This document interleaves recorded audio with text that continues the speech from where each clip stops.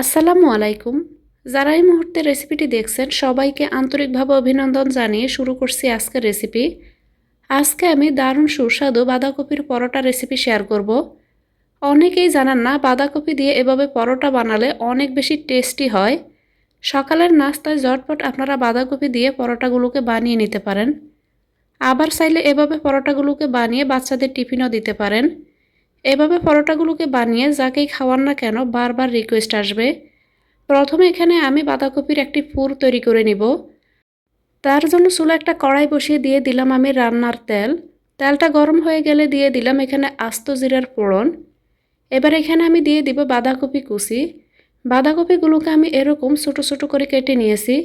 চেষ্টা করবেন বাঁধাকপিগুলো যতটা ছোটো করে কেটে নেওয়া যায়। চুলার আঁচটা মিডিয়ামে রেখে এবার আমি বাঁধাকপিগুলোকে কিছুক্ষণ এখানে তেলের সঙ্গে ভেজে নিব। এবার এখানে আমি দিয়ে দিব আলু। তো এখানে আমি সরাসরি কাঁচা আলুটা ব্যবহার করছি। এখানে আমি মিডিয়াম সাইজের একটা আলুকে গ্রেট করে নিয়েছি। চেষ্টা করবেন এখানে আলুটাকে গ্রেট করে দেওয়ার জন্য। এতে করে আলুগুলো খুব তাড়াতাড়ি সিদ্ধ হয়ে যাবে। আর আলুগুলো যেন কালো না হয়ে যায় তার জন্য এগুলোকে আমি পানিতে রেখেছি। পানি থেকে খুব ভালোভাবে পানিটা ঝরিয়ে আমি এখানে বাঁধাকপির মধ্যে দিয়ে দিয়েছি। তার সঙ্গে এখানে অ্যাড করলাম পেঁয়াজ কুচি। এবারে সবগুলো উপকরণ মিশিয়ে নিব। চুলার আঁচটা এখানে আমি মিডিয়ামে রেখেছি। চুলার আঁচটা লোতে রাখা যাবে না, আবার এখানে বাঁধাকপিগুলোকে ঢাকনা দিয়ে ঢেকেও রান্না করা যাবে না। এতে করে বাঁধাকপি থেকে পানি ছাড়বে আর এখানে বাঁধাকপির এই পুরের টেস্টটা নষ্ট হয়ে যাবে। এই পর্যায়ে এখানে আমি দিয়ে দিলাম চিলি ফ্লেক্স, সামান্য একটু হলুদ গুঁড়া, চটপটি মশলা, স্বাদ মতো লবণ। এবার আবারও এই মশলাগুলোকে আমি বাঁধাকপির সঙ্গে মিশিয়ে নিব। বাঁধাকপির এই পুরটাকে যতটা টেস্টি করে আপনারা বানাতে পারবেন, পরোটাগুলো খেতে কিন্তু ততটাই টেস্টি হবে। তো অবশ্যই কিন্তু বাঁধাকপির এই পুরটাকে তৈরি করার সময় ঢাকনা দিয়ে ঢেকে রান্না করা যাবে না। তো আবারও এগুলোকে আমি মিশিয়ে নিলাম। কিছুক্ষণ পর এভাবে মিশিয়ে আমি এই পুরটাকে তৈরি করে নিব। যখন বাঁধাকপিগুলো মোটামুটি সিদ্ধ হয়ে গিয়েছে তখন এখানে আমি দিয়ে দিলাম ধনিয়া পাতা কুচি। এবার চুলার আঁচটা আমি বন্ধ করে দিব আর এই বাঁধাকপিটাকে আমি কড়াইয়ের মধ্যে ছড়িয়ে রাখবো। এতে করে বাঁধাকপি থেকে পানি ছাড়বে না আর এগুলো খুব তাড়াতাড়ি ঠান্ডা হয়ে যাবে। তো চুলা থেকে নামিয়ে ফ্রাই প্যানটাকে আমি একটা সাইডে রেখে দিচ্ছি। আপনারা চাইলে আমার চ্যানেলটি ভিজিট করে দেখে নিতে পারেন। আমার চ্যানেলে আমি সব ধরনের রান্নার ভিডিও আপলোড দেই। তো এখানে আবার বাঁধাকপিগুলোকে আমি চুলা থেকে নামিয়ে নিলাম। এবার আমি একটি খামির তৈরি করে নিব। একটা বাটির মধ্যে নিয়ে নিলাম 3 কাপ পরিমাণ ময়দা। এখানে আপনারা আটাটাও ব্যবহার করতে পারেন। দিয়ে দিলাম হাফ চা চামচ পরিমাণ লবণ, 3 টেবিল চামচ পরিমাণ রান্নার তেল। হাত দিয়ে এবার এই 3টি উপকরণ খুব ভালোভাবে মিশিয়ে নিব। তো তেলটা দেওয়ার কারণে যে দলাগুলো তৈরি হবে, দলাগুলোকে হাত দিয়ে খুব ভালোভাবে ছাড়িয়ে নিতে হবে। তো আমি এখানে ময়দার এই মিশ্রণটাকে হাত দিয়ে খুব ভালোভাবে মাখিয়ে নিলাম। এবার এখানে আমি পানি দিয়ে একটি খামির তৈরি করে নিব। আমরা রুটি পরোটা তৈরি করার জন্য যেরকম সফট ডো তৈরি করি সেরকম একটি সফট ডো তৈরি করে নিব। তো এখানে প্রথমে কিছুটা পরিমাণ পানি দিয়ে দিব। এবার আমি এগুলোকে মিশিয়ে নিচ্ছি। তো এখানে ধাপে ধাপে পানিটা দিলে আপনারা আন্দাজটা ঠিকমতো করতে পারবেন যে এখানে কতটা পরিমাণ পানি লাগবে। পারফেক্টভাবে আপনারা খুব সহজে খামিরটাকে তৈরি করে নিতে পারবেন। এর মাঝে আমি এখানে আরও কিছুটা পানি দিয়ে দিলাম। এবার আবার এগুলোকে মিশিয়ে নিচ্ছি।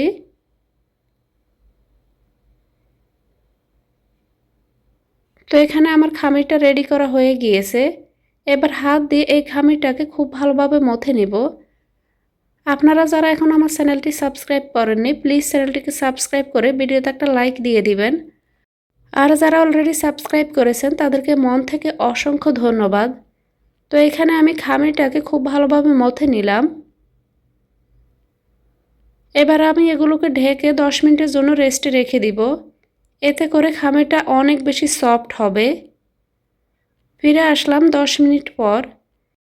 বাঁধাকপির এই পরোটাগুলোকে তৈরি করতে যেহেতু আমি মাঝখান থেকে বাঁধাকপির পুরটা ব্যবহার করব, তাই আমি এখানে এই খামিটাকে একটু বড় বড় করে এভাবে বলের মতো করে ছিঁড়ে নিচ্ছি। যেহেতু এখানে উপর এবং নিচ থেকে 2টা লেয়ার হবে, আপনারা যদি এর চাইতে ছোট করে এখানে পরোটার এই খামিরটাকে ছিঁড়ে নেন সেই ক্ষেত্রে আপনাদের পরোটাগুলো কিন্তু আরও ছোট তৈরি হবে। তো এখানে আমি 3 কাপ ময়দা দিয়ে মোট 8টি পরোটা তৈরি করব। এবার তার থেকে একটি আমি খামিরের টুকরো নিয়ে হাতের তালু দিয়ে এভাবে গড়িয়ে গোল করে চ্যাপ্টা করে নিব। প্রতিটা পিস আমি একইভাবে রেডি করে নিব। এবার বাঁধাকপির এই পুরটাকে দেওয়ার জন্য আমি এখানে একটি মোটা করে রুটি বেলে নিব। তো খুব বেশি বড় করব না, এরকম ছোটো সাইজের করে মোটা করে একটা রুটি বেলে নিয়েছি। এবার মাঝখান থেকে যেই পুরটা আমি রেডি করে রেখেছি তার থেকে কিছুটা বাঁধাকপির পুর আমি দিয়ে দিব। এখানে আমি আমার আন্দাজ মতো কিছুটা বাঁধাকপির পুর দিয়ে দিয়েছি। এবার রুটিটার চারপাশ থেকে এভাবে আমি প্রতিটা ভাঁজ দিয়ে দিয়ে উঠিয়ে মুখটাকে খুব ভালোভাবে আটকে নিব। তো এখানে প্রতিটা ভাঁজ যখন উঠাবেন তখন খুব ভালোভাবে আটকে নিতে হবে, না হয় দেখা যাবে পরোটাগুলো বেলে নেওয়ার সময় ভাঁজগুলো খুলে যেতে পারে। এখানে বাঁধাকপির পুরটাকে দেওয়ার পর হাতের আঙ্গুল দিয়ে চেপে চেপে খুব ভালোভাবে পরোটাটাকে এখানে সেট করে নিতে হবে।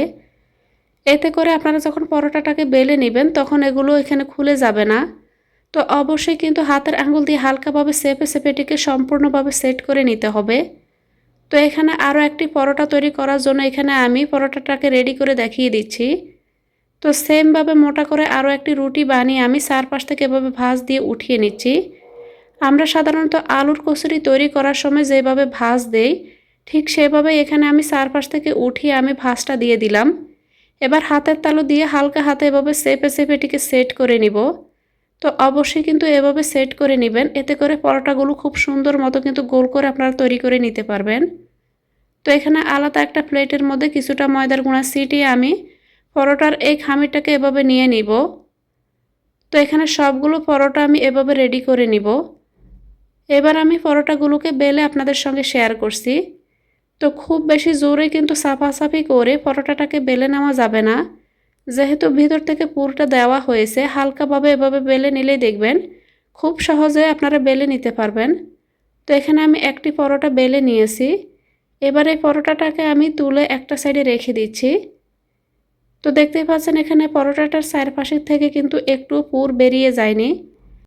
অনেকেই আছেন যারা পুর দিয়ে লুচি বা পরোটা তৈরি করার সময় যখন বেলে নেন তখন চারপাশ থেকে পুরটা বেরিয়ে যায়।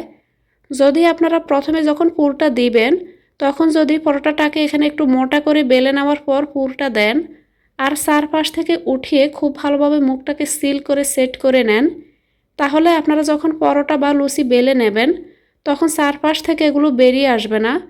তো আশা করছি টিপসটা আপনাদের মনে থাকবে। এবার চুলায় একটা তাওয়া বসিয়ে আমি পরোটাগুলোকে সেঁকে নিব। তো এখানে আমি চুলার আঁচটা মিডিয়ামে রেখে পরোটাটাকে এখানে আমি চুলার মধ্যে দিয়ে দিয়েছি। উপর থেকে যখন কিছুটা কালার চেঞ্জ হয়ে যাবে তখন এখানে আমি রান্নার তেল দিয়ে দিলাম। আপনারা চাইলে পরোটাগুলোকে ঘি দিয়েও সেঁকে নিতে পারেন। তো আজকের এই পরোটাগুলোকে আমি তেল দিয়ে সেঁকে নিব।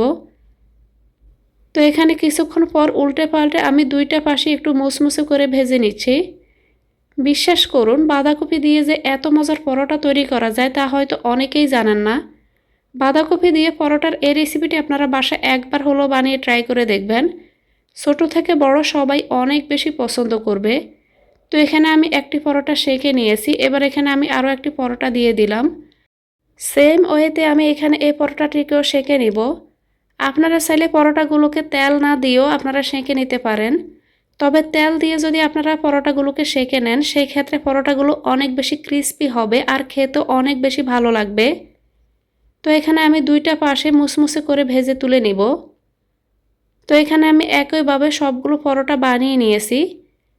পরোটাগুলোর লুকিংটা দেখে নিশ্চয়ই বুঝতে পারছেন কতটা ইয়াম্মি হয়েছে। উপরের লেয়ারটা হবে হালকা মুসমুসে আর ভিতরটা হবে সফট। মুসমুসে আর নরম তুলতুলের কম্বাইনেশনে পরোটাগুলো খেতে অনেক বেশি মজার হয়েছিল। বাঁধাকপি দিয়ে পরোটার এই রেসিপিটি বাসায় একবার হলো বানিয়ে ট্রাই করে দেখবেন।